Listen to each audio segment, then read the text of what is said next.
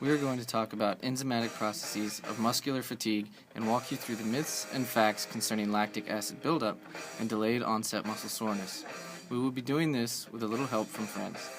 Let's start with an introduction to lactic acid from the doctors.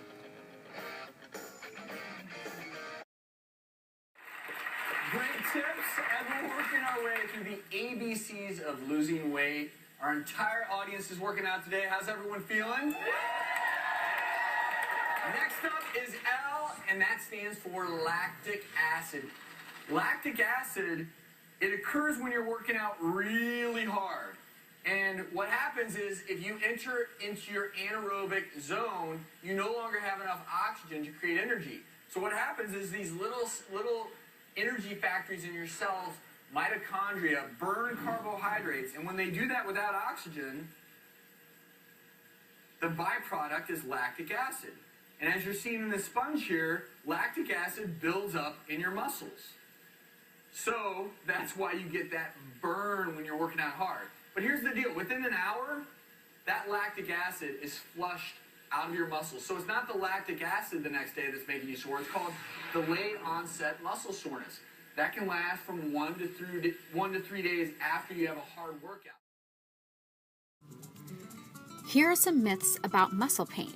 Myth: lactic acid buildup is responsible for the muscle pain experienced 24 to 48 hours after intense workouts.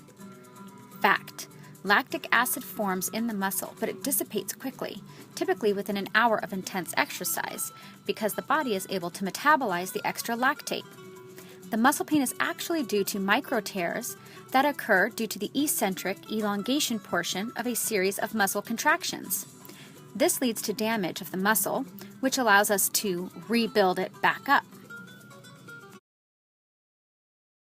Here are a couple more myths. Myth: lactic acid appears during exercise. Fact: lactate is a byproduct of glucose utilization.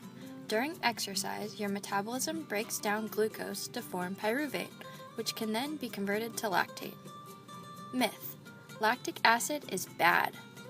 Fact: lactate is used by the brain and heart as fuel via the lactate shuttle.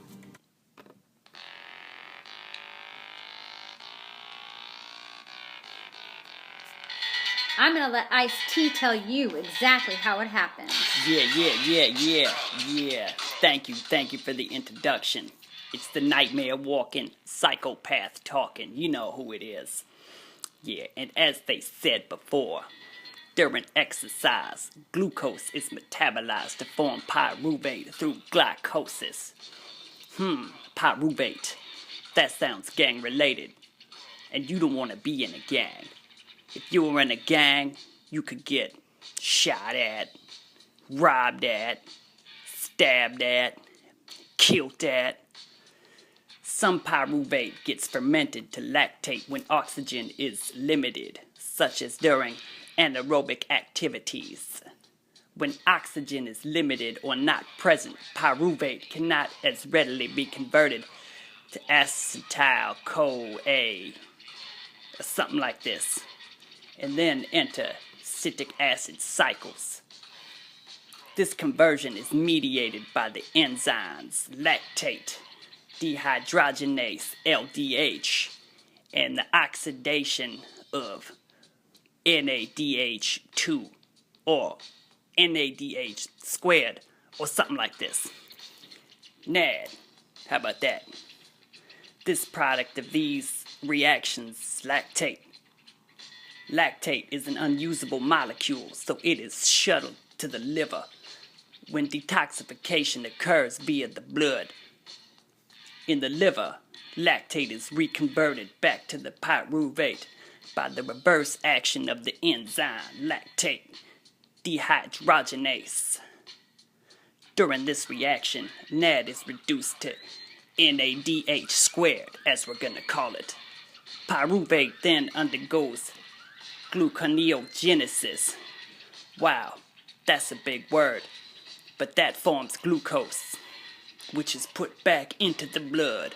Splat. From here, it can be used in many ways.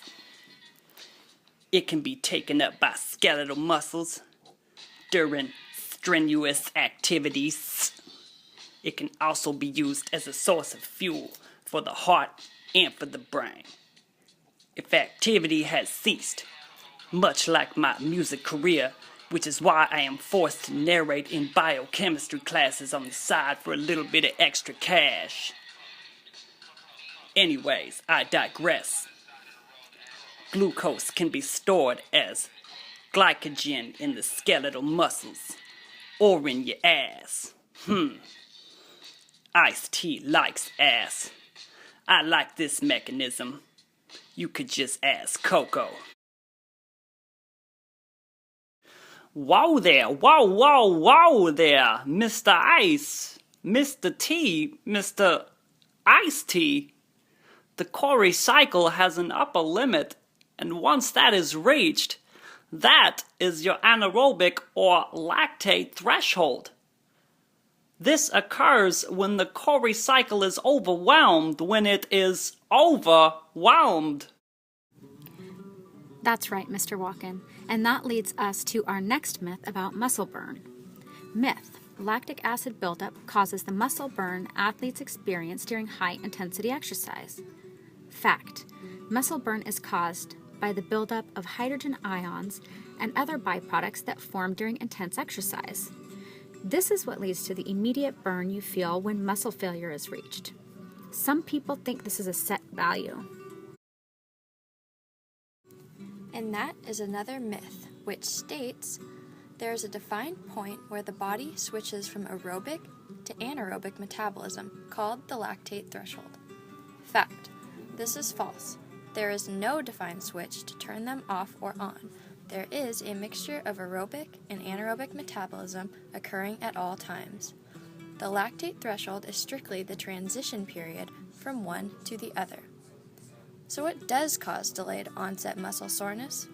Let's ask the doctors. Touched on it a little bit, but understanding muscles is key in weight loss, and that's why M is for muscles.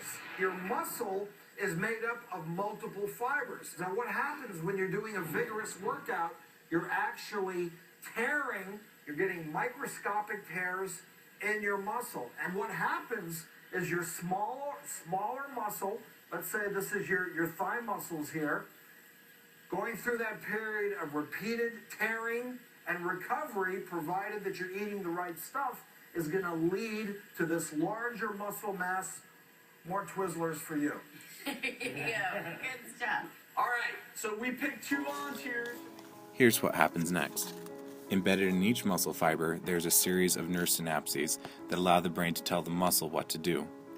The message is relayed to the T-tubules, which then release calcium into the muscle cells, and this causes the muscle contraction shown here, followed by muscle elongation. This continues until muscle fatigue is reached. What has been found to cause delayed onset muscle soreness are microtears of the myofilaments, especially at the Z-disc, as well as damage to the muscle connective tissue. That tissue damage may relate most directly to muscle soreness because it may increase the mechanical sensitivity of the muscle nociceptors or pain receptors and cause pain with stretching and touch of the muscle. The delayed onset of the soreness may occur because the inflammatory response process that resensitizes the nociceptors takes some time. Here's how it works.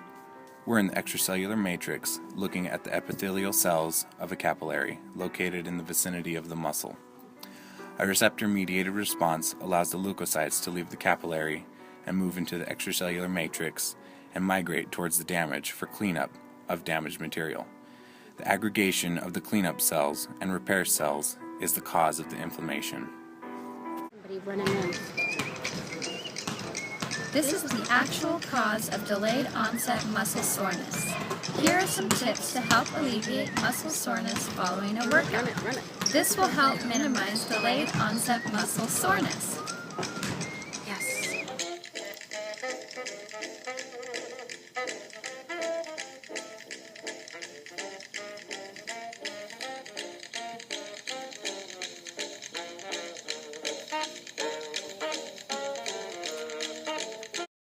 Lactic acid fermentation, you be converting pyruvate into the lactate. Maybe go to your place and kick it in the muscle.